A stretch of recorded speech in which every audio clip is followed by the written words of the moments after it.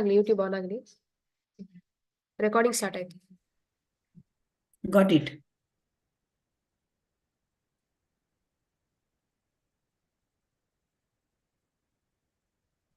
ಈಗ ಏನ್ ಮಾಡ್ಬೇಕು ಮಾತಾಜಿ?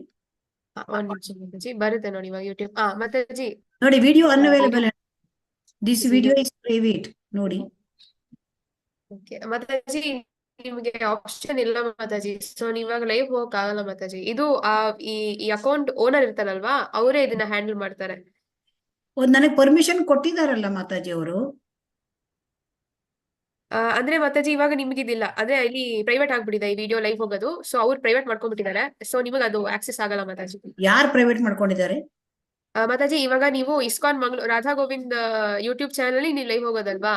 ಹೌದು, ಅವರು ಪ್ರೈವೇಟ್ ಮಾಡ್ಲಿ. ನನಗೆ ಇದು ಅಂದ್ರೆ ಒನ್ ಆಫ್ ದ ಅಡ್ಮಿನ್ ಹೇಳಿ ಕೊಟ್ಟಿದ್ದಾರೆ ಮಾತಾಜಿ ಅಲ್ಲಿ. ಹೌದು ಮಾತಾಜಿ, ಅದ್ ಹೇಗ್ ಹೋಗುತ್ತಂದ್ರೆ ಅವ್ರು ಓನರ್ ಆಗೇ ಇರ್ತಾರೆ, ಆದ್ರೆ ಅವರು ಪ್ಲಸ್ ಅಡಿಷನ್ ಆಡ್ ಮಾಡ್ಕೋಬಹುದು. ಸೊ ನೀವ್ ಆಡ್ ಆಗಿದಾರ ಅಷ್ಟೇ, ಬಟ್ ಅವರೇ ಆಕ್ಸೆಸ್ ಮಾಡೋದಲ್ಲ, ಅವ್ರ ಕೈಲಿರುತ್ತೆ.